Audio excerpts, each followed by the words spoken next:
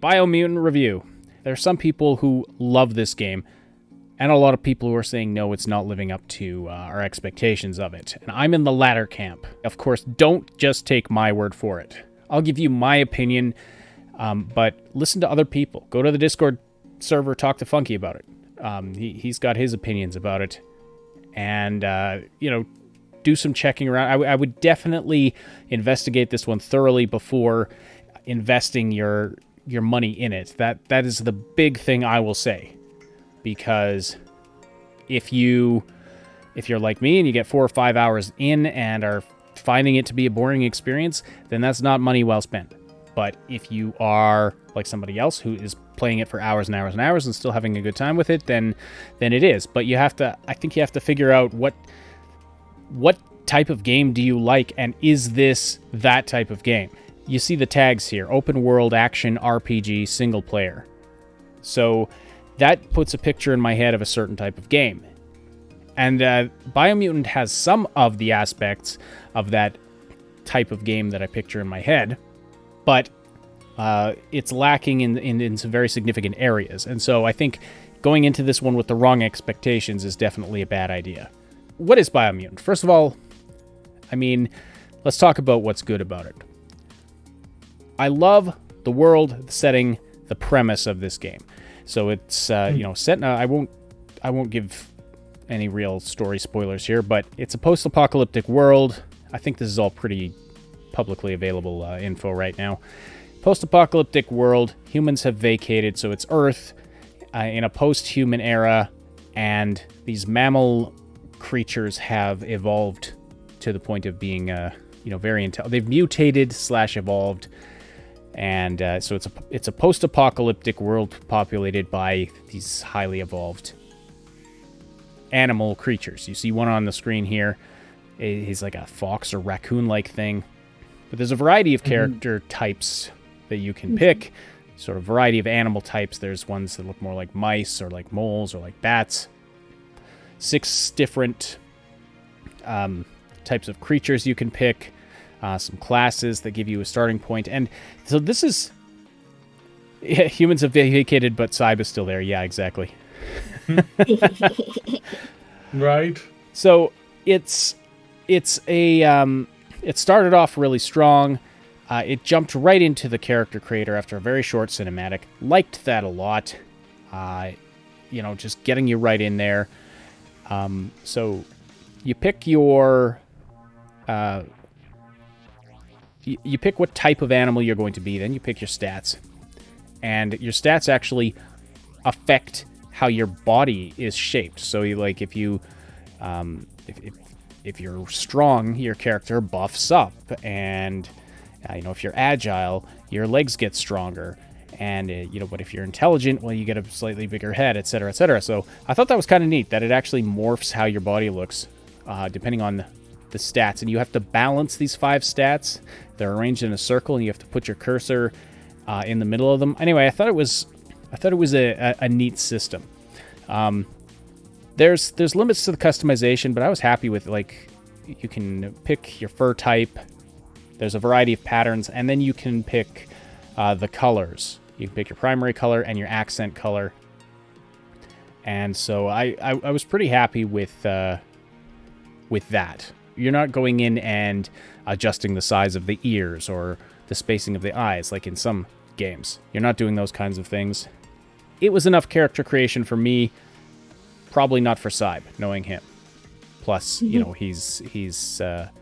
has trouble relating to the animal characters anyway. But anyway, so it started off strong. The world visually very beautiful. There was a couple of scenes where I saw there was some weird fraying with the fur right at the beginning, but that stopped happening just like a couple minutes in. So I don't know what the issue was with that. So yeah, it's beautiful. It's Unreal Engine 4. It's rendered very well. The design of the world is very nice. I love these. I love the creatures. I love the concept and this juxtaposition of these cute animal characters in a post-apocalyptic wasteland was a very interesting juxtaposition. Fighting for survival, occasionally using big oversized weapons and gritty looking pistols like he's got in this image here. There's the mix of cartooniness with realism, with some. It's been compared to Fable. It's been compared to Horizon Zero Dawn. It's very atmospheric, and the world looks fantastic. The history of it, the story, it's all there, and it has such great potential. But this is where it started to falling apart for me. I felt like it had a lot of promise and a lot of potential that just wasn't fully realized. That the world, once you get out of the starting area, which is kind of linear, but even I noticed it a little bit in there. I was going through, you're in this enclosed building thing, and facility of some kind.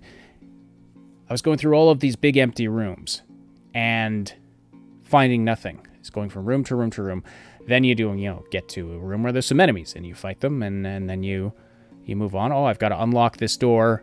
How do I do that? Okay, quest time. Well, all I have to do is go to the next room, push a button, and then the door opens, and then I go out. There are they throw in some puzzles, and I thought this was interesting at first. Your intelligence stat affects how many moves you get during the puzzles in the game, and I thought that was really cool. But at the same time, what I've discovered is all the puzzles that I've encountered were necessary for progression, so it doesn't seem like that it was necessary to put those extra points into the intelligence stat. I was picturing I'd be going around looking for Zelda Breath of the Wild shrines, and you'd have to do puzzles to enter them or something like that, like optional things like that. Haven't encountered anything like that, and from what I've read about this game, that kind of an aspect isn't really there.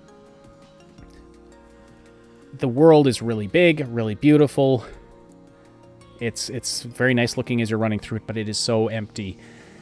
There's just nothing happening in it. We had this issue with Fallout 76. That was the big thing. There's just nothing happening in this big empty world. Fallout 76 was a hive of activity compared to this. Like, at least there, you could go to a building and look around and find stuff and scavenge. There, so I'm exploring cliff sides. I'm jumping down. I get out of the starting area. I go off in a random direction to see what I can find. And I just found nothing. I found ruined buildings, looked around in them, nothing. So that was disappointing.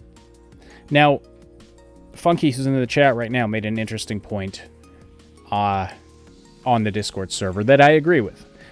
And that is that it's a very linear game set in an open world. And I think I agree with that. And correct me if I've mispronounced or if I've mischaracterized your assessment of it. No rewards for exploring. That's exactly what I found. There was one instance where I was rewarded for exploring. It was just before I left the starting area. There were these, ledges along the wall that looked kind of sus. So I jumped up there after running, around the edges of the room. Oh, there was a hidden chest, and it had a healing thing in it or something like that. But once I got out into the open world, found it very, very bland, very empty. So Funky says that's it exactly. Linear in an open world, and I agree. Is that bad? No. Is it unexpected in an open world where literally from the beginning I could run to the other side of the map if I wanted to? That is an option. It's not locked off somehow. I could run to the other side of the map, but if you're looking for a game like Breath of the Wild, where there's shrines everywhere and there's just stuff to do and find and figure out everywhere, that's not what you're going to find here. If you enjoy the ambience of running through the world and you're okay with kind of a more linear storyline, maybe it is. Maybe it is for you. Funky says he's having fun because of the production design. It is, again, this visually and production-wise, and it's designed very well. Artistically, it's very well done. Yeah, no, it looks great from the outside, but Like, the story was the big thing where I was like, can they really keep my interest going? Like, even if I were to pick it up, which I haven't picked this up. You've got a free trial type or a free copy I was type given a thing. review key. Yeah. Yeah. So we want to be honest about that. It's like it's important that these games have substance to it, and if they don't, then that's obviously the thing they need to fix, right? So we want to be honest because we want these companies to do well, right? So it's not just ganging up on it, Well. just in general. Oh yeah, exactly. I would love lots We of try to character avoid that. Yeah. quests. They could Oh expand it with yeah. character quests, That's just hey? it. Like, Because yeah, like there's if so there much were. potential for design and stuff, and plus they can open up the character creation with more like customization in the sizes or maybe variations and whatever. But like, there is potential for this, right? Mm-hmm. And also, I love the whole animal shtick. Sorry, Saib. Not sorry. Yeah, the oh, I completely agree. It's right. I would love to play a game in this world.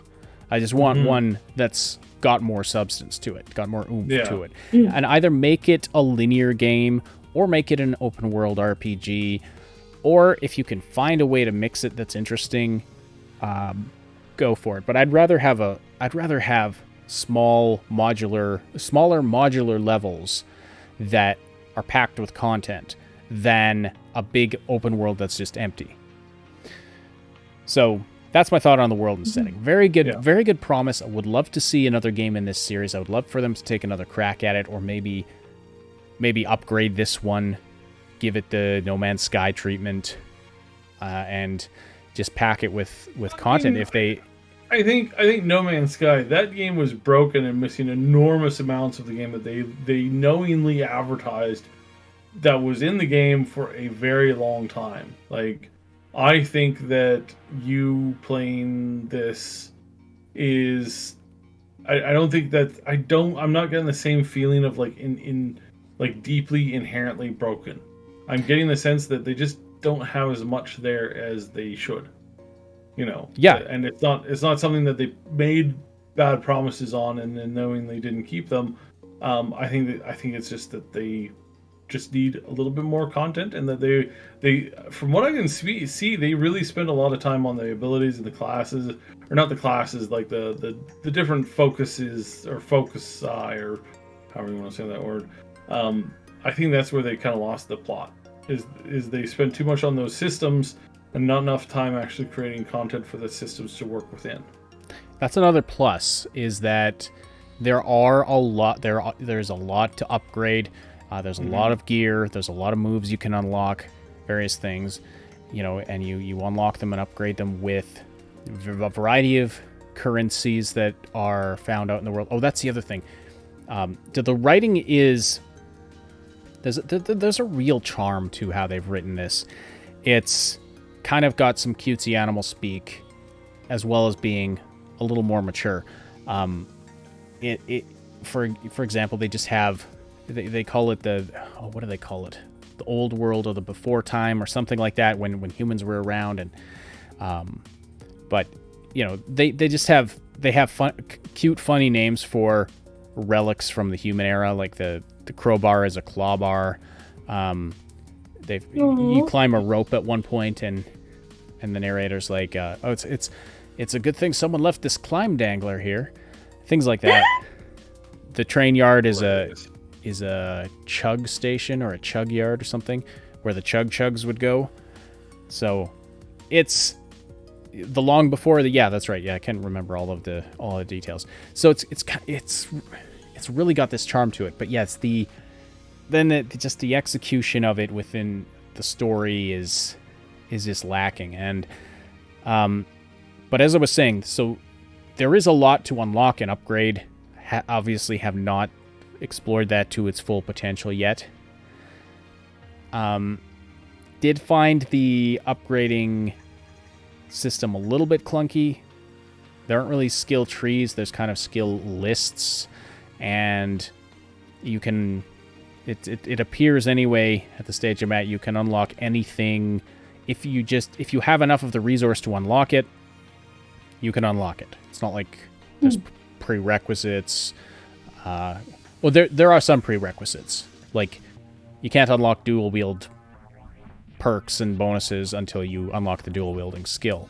But it's arranged, again, it's just arranged in a list. And so I found there's definitely room for improvement in that aspect of it, the upgrading and things like that.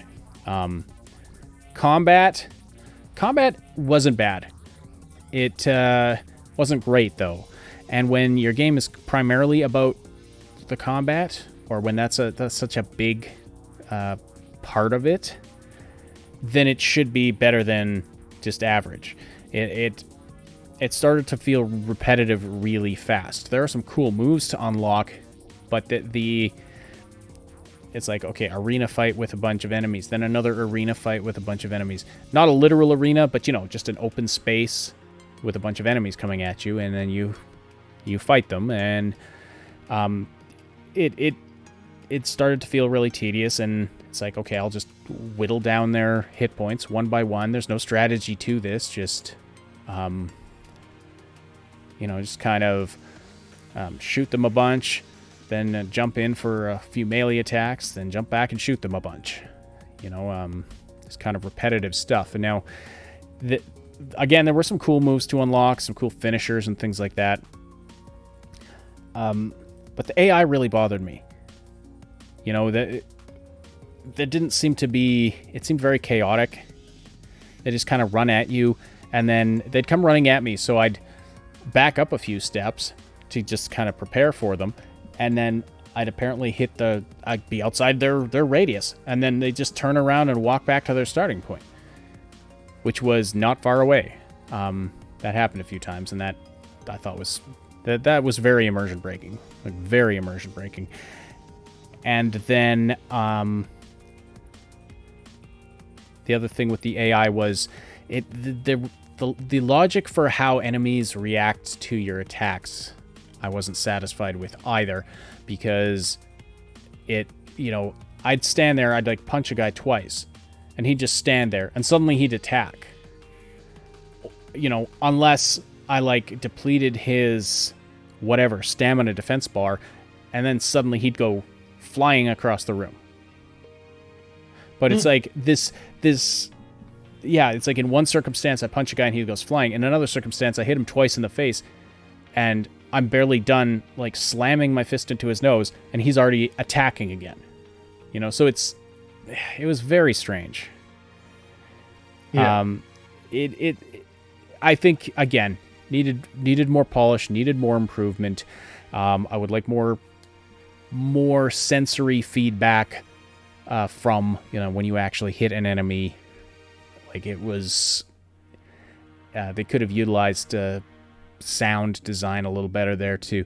Like it doesn't pack a punch, and that's something I've seen a lot of reviewers saying. It's just like it's floaty and it doesn't pack a punch. At the risk of this getting a little bit long, but there's one more thing we have to talk about, and that is the narration and the dialogue. Now, the entire game is all of the dialogue and a bunch of extra narration comes to you through this narrator voice. Now, the narrator is really good, like acting and voice-wise. Like, he's really good. He's got a really good voice. It sort of sounds like this older British voice. It reminded me of a nature show. One of those nature shows on the BBC. David Atten, whatever his name is. I always get it wrong. Is it Attenborough? Or yep. I always call him something. Attenborough. So it's so the narrator voice is pretty good, but I found some people have found the narrator annoying. Now, there is an option in the audio menu to turn the narrator down, and then you can just read the subtitles if you want. But the actual characters that you interact with and have dialogue with, they speak in like a cutesy gibberish. Which, again, we had a discussion about this on Discord. This works in a lot of scenarios, but I found it didn't work here for me because not only are they speaking in cutesy gibberish, but you are not reading, you don't have subtitles for exactly what the character is saying. You're not hearing their voice. the character speaks in cutesy gibberish, then the narrator translates, or more accurately paraphrases, what they just said. So you're not even getting a word for word, like, this is what they said exactly. And I found that this disconnected me from the characters to the point where the characters, again, we had a bit of a debate about this earlier on Discord. It's not that the characters themselves are bad or uninteresting, but I couldn't engage with the characters very well because they were behind this screen and 2 steps removed from me through their gibberish language and then through the narrator paraphrasing. And then I have to, and that's when it reaches my brain, and it just didn't work for me. Plus, they speak, and they gesture, they emote a little bit, but when the narrator's speaking, then the character just returns to their idle animation and is just standing there, kind of immersion breaking. It wasn't enough to ruin the game for me. Like, if the rest of the game had been really, really good, that wouldn't have ruined it for me, honestly. But if you do find that frustrating, if you do find the narrator annoying, they're going to annoy you a lot. But now, of course, you can turn them down. You can turn the narrator off if you want, and play it just reading subtitles. Don't expect a lot of depth to the quests. Don't expect a lot of choices that are going to affect the state of the world or anything like that. I believe there are 2 endings, and I'm not going to go into it. At the risk of going into spoilers, I'm not going to go into it any deeper than that. But again, if it's more of a casual adventure, enjoying an atmospheric thing, with some combat, if what we've described actually sounds positive and fun to you, then by all means. But I do think it's overpriced at its full price, and I think that waiting for it to be at least half off is a better price point for it. So like $30 American rather than $60 American, whatever that translates to in your local currency.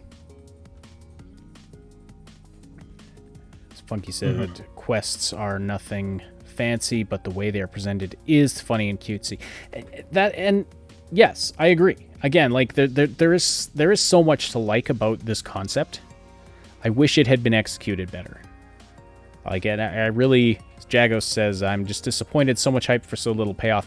Again, I do want to play a game in this world. I want to play a good game in this world, and so I hope I have, at some point, the opportunity to do that.